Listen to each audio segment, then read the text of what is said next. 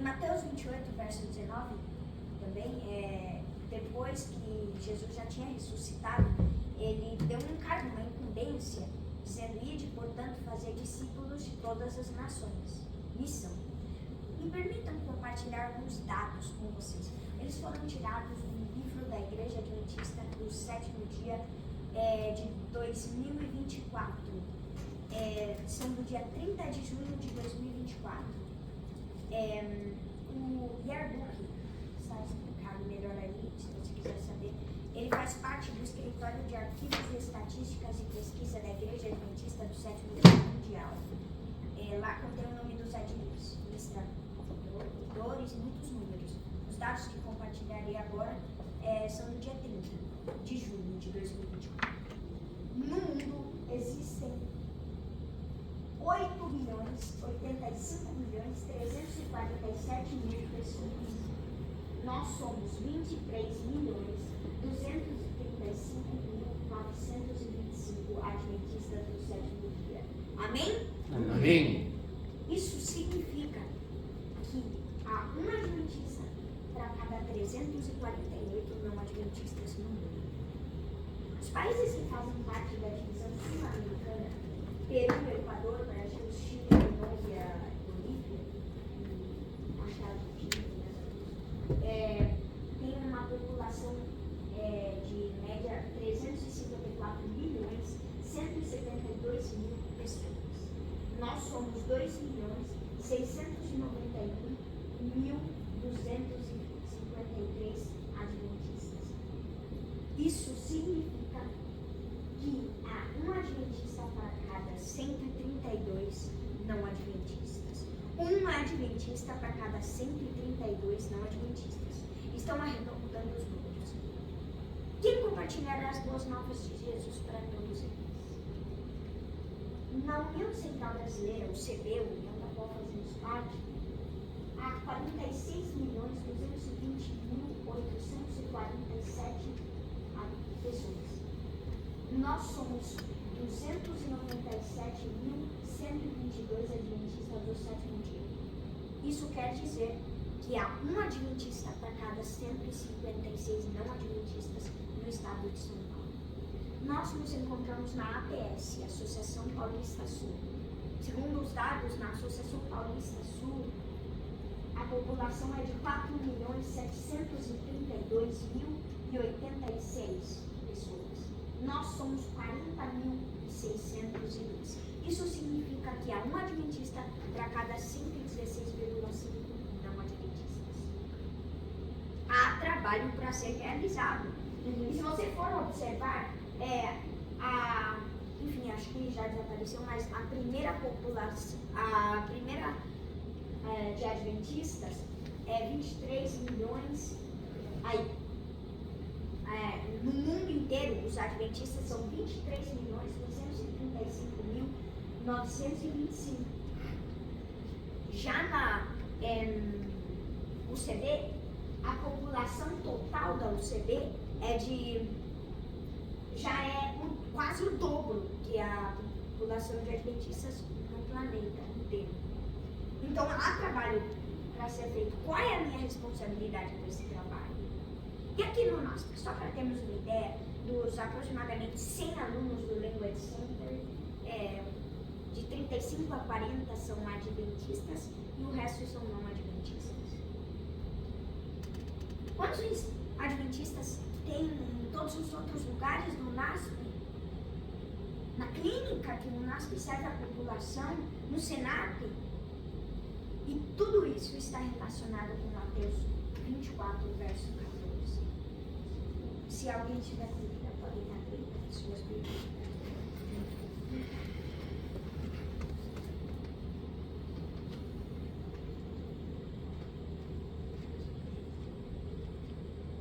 Diz o texto: e será pregado este evangelho do reino por todo o mundo, para testemunho a todas as nações.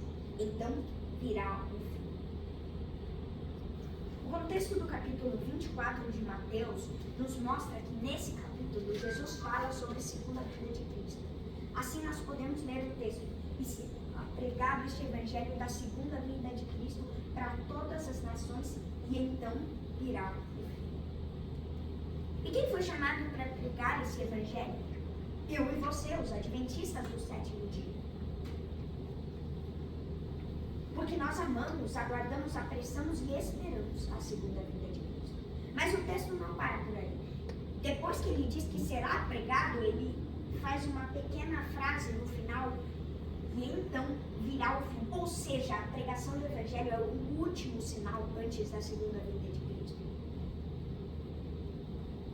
Do verso 1 ao 13, Jesus fala de sinais gerais negativos, que quanto mais o inimigo for tomando conta do mundo, mais intensos eles vão ficar. Mas Jesus deixa claro, não coloque a sua esperança nesses sinais, porque ainda não é o fim.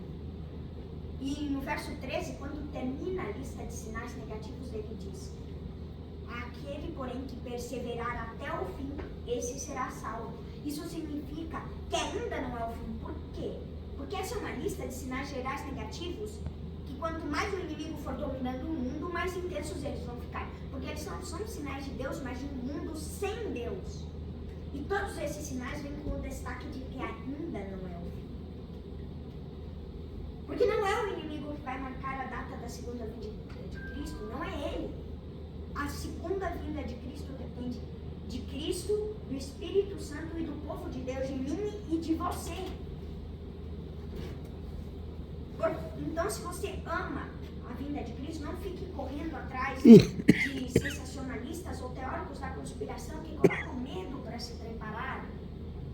A vinda de Cristo não vai acontecer por medo, porque medo passa, mas o amor permanece. Não fique em rodas de fofoca ou grupinhos de internet que não edificam, mas foque na sua parte na missão. Jesus poderia mandar anjos para pregar o evangelho, mas ele decidiu escolher você. E eu digo para vocês, o evangelho de Cristo será pregado com você, sem você ou apesar de você. Comigo, sem mim ou apesar de mim. E digo, apesar de você ou apesar de mim, porque existem algumas pessoas que, em vez de pregar o evangelho, o atrapalham. Que isso não aconteça com você. Seja você aqui no NASP uma luz onde Deus o colocou para todos os que precisam conhecer a Deus e de uma conversão real. Um dia meu pai, minha mãe e eu pegamos um táxi em direção a Barueri. Teríamos aproximadamente 40 minutos de viagem até o nosso destino.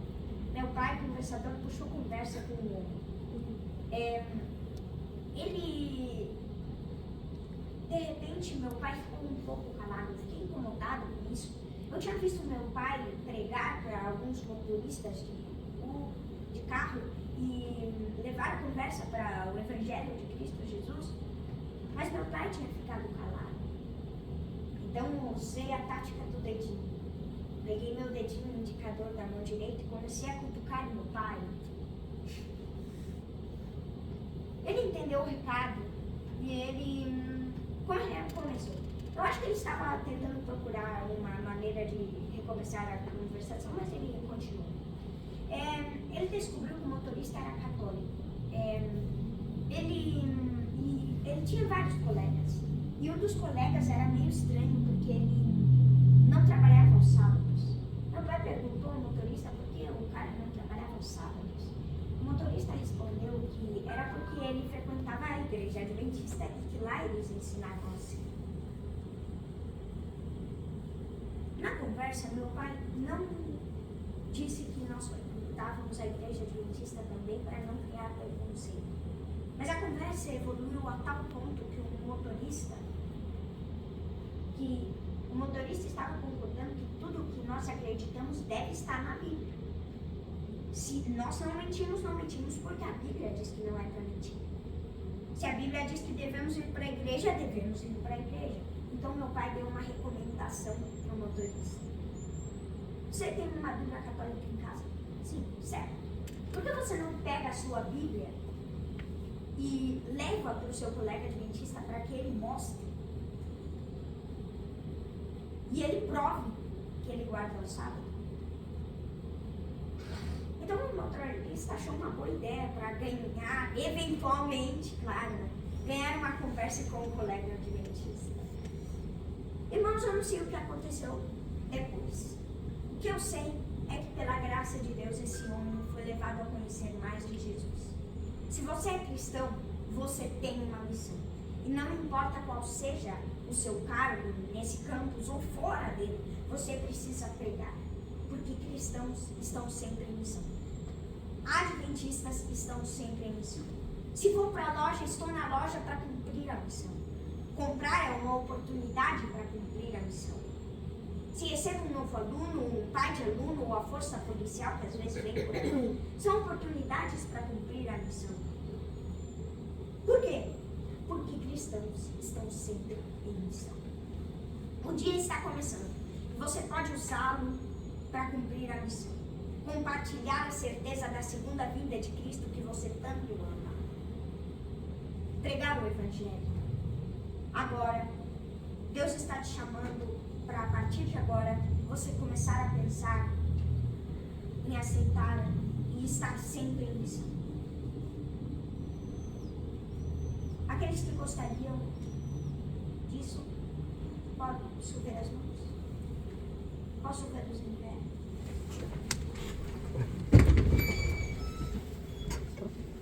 Louvado seja Deus. Na sua comunhão pessoal com Deus, ore pedindo sabedoria para usar os dons que Deus já te deu para ajudar a levar mais pessoas para Jesus. Amém. Amém. Oremos. Antes da gente fazer a oração para terminar, nós temos uma mensagem musical que eu e o Johan vai compartilhar conosco. Só gostaria de introduzir um pouquinho da nossa vida. Isso tem muito a ver com a missão que o Daniel acabou de trazer para a gente, investigar essa mensagem tão poderosa, Daniel. Mas fala de um Deus que criou os céus, mas criou também o meu e o seu coração. O nosso corpo, ele é o templo do Espírito Santo do Senhor. E a mensagem principal dessa música diz que nós não nos pertencemos a nós mesmos, nós pertencemos a Deus. E se nós pertencemos a Deus, nós estamos aqui para cumprir os desígnios de Deus para a nossa vida, o propósito dele para o nosso viver. E o propósito dele é que realmente cada um de nós possamos aproveitar a oportunidade hoje, qualquer uma que vier às nossas mãos, mostrar o amor dele para as pessoas ao nosso redor. E assim, ser um instrumento de bênção e cumprir a missão que Deus tem para cada um de nós.